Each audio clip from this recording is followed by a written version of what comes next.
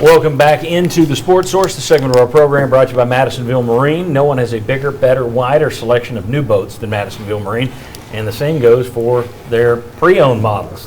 Whether it's a new boat, pre-owned boat, they've got it all. They're all warranty backed. They take care of you. Their customer service is through the roof. That's why people, for more than 45 years, people have been going to Madisonville. So that's a drive from Chattanooga. That's a drive from Knoxville. You got people coming from Georgia. You got people coming from the mid-state. They send them all over the country via the internet. People go there and buy. Great deals, but the customer service is why people keep going back. Madisonville Marine, folks, there's no better place to buy a boat. Let's take a look at Tennessee's foes, past and future, and how they did yesterday. Very quickly, Bowling Green loses to Akron. Tennessee Tech beats North Carolina Central. Florida pounds Vanderbilt into dust. Boy, Clark Lee's having a tough start. Missouri gave up 35 points to North Texas. Not a great look for the Tiger defense. Ole Miss and the Genius, they beat Sam Pittman 52-51, so I guess that tells us two things. One, Lane still is a genius, and two, Sam Pittman with the whole, you got it fixed quicker than Tennessee. I guess not. Guess it's not fixed. Two losses in a row. A&M upsets Alabama. Unbelievable. Didn't see that one coming. Kentucky whips LSU. Wow. And Ogeron is Cajun for Chiswick, it would appear. Georgia over Auburn. Texas State beats Tennessee's future foe, South Alabama. Very quickly, I'll let you guys give me 10 seconds on any of these games that stood out. Kentucky running for 330 yards on LSU. LSU quit game. Yeah, They look like and they're not very good to begin with. But yeah, it wasn't surprising that Kentucky won. It was surprising to me they ran for 330 on. What's surprising to me is that Mark Stoops is still at Kentucky. That's surprising to me. Maybe he'll be at LSU next year. Maybe. And I don't think Ed Orgeron will be. I tell you what, Georgia is who we thought they are, is what I'm thinking, and that'll be your new number one, correct? Yeah. So I tell you what, that defense, at some point, is somebody going to say that's one of the best ever? I know we're so quick to give out accolades, Right. but that's a pretty daggone good defense. And I'm wondering how many points we can put up against Alabama after what we've shown the last 2 weeks. So bring on Alabama. That's what Lane Kiffin thought before he went down there last week. Let's talk about his popcorn ready. Let's talk about Mr. Popcorn. There he is with a halo around his head. Everyone said that he's a genius for what he did last year. I mean, there's a lot of people. Genius word. It's spectacular. He's the best coach in the world. He's 5-6 versus SEC competition since coming back to the Ole Miss last year. Here are his victories. He beat 5-6 Kentucky last year, 42-41 in overtime. He beat 0-9 Vanderbilt, who fired their coach. He beat 2-8 South Carolina, who fired their coach. He beat Mississippi State, who was 3-7 by a touchdown. Beat Arkansas. It's the first conference team he's beaten with a winning record, though I'm not sure they finished better than 6-6, to be honest with you.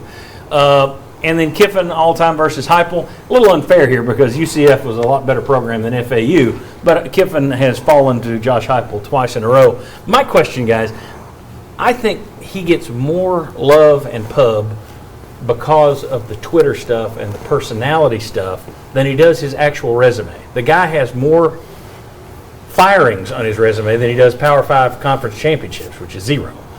I'm not saying he's a bad coach. I think he's a great offensive coach. I just don't like guys being called a genius when that's your resume. Maybe someday he'll win a conference title and I'll say he's a genius. I'm not there yet. I think he's more sizzle than steak. Daniel, I'll start with you. Am I wrong? Is he more steak than sizzle? I think he's more steak than sizzle. ESPN had a great stat that they put up of, I think it was 40-point games before Lane Kiffin, and there was just 7 in Alabama's history after Lane Kiffin. Giving up, you mean? Their offensive score, yeah. And then after him, the number's in the 30s now. And so I think he does a lot offensively, but his biggest thing that he does is what he does with the players, like Jonathan Crompton, of course, Matt Corral, who's having a Heisman Trophy season this year, or a chance for it. So I think he's got a lot of state to it. It's just trying to build a program at Ole Miss, trying to build a program at Tennessee when he was here is tough. More steak or more sizzle? I'm going to say more sizzle, and I think that reputation was built as a play caller and offensive coordinator, and certainly not as a head coach, and a lot to be proven in that regard. Josh, more steak or more sizzle?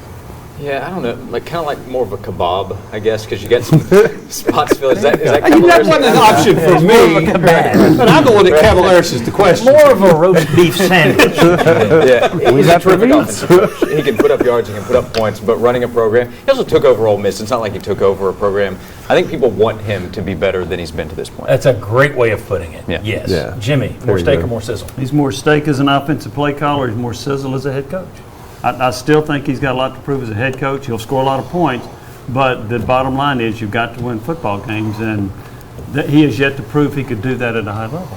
And his career isn't over yet. He may still turn out to do that, but I'm not going to declare him a genius until he wins something. I mean, go back and look at his conference record at USC. He took over the program in the Pac-12. You're just talking Pac-12 competition, which isn't a great conference. He was 17-12 in league games. He's 4-4 in league games at Tennessee with a team that turned a lot of guys into the NFL. He inherited in terms of the post-Fulmer guys, he inherited the best roster. Good, not great. And I don't think he helps himself with throwing the headsets and getting smart alecky on TV like he's in the World Wrestling And see, Federation. you don't beat Alabama by punting the ball when you're on the 20 or 30 yard line. You don't beat them by going Not for smart. You don't, Not you smart don't at beat all. him by handing the ball either. He's great for content. So He's the great for sports radio content. host, Yeah, I yeah. didn't like that. And I think that's why a lot of people Yeah. like him. I also think it's a generational thing. Yeah, I think the older you are, the less you're willing to like his snarky stuff. Someone told me that he acts like he hit a grand slam when in reality he was was born on third base. You know. That was a knock on him when he got here. Yeah. All right. I did. But like will that. he take it to Tennessee next week? Chuck's going to set the line. He's a genius, got the better roster. It better be a 2-touchdown favorite. Oh, you want to keep the lead? We'll come back and discuss the Cavaliers line next. We'll make our predictions Tennessee versus Lane Kiffin.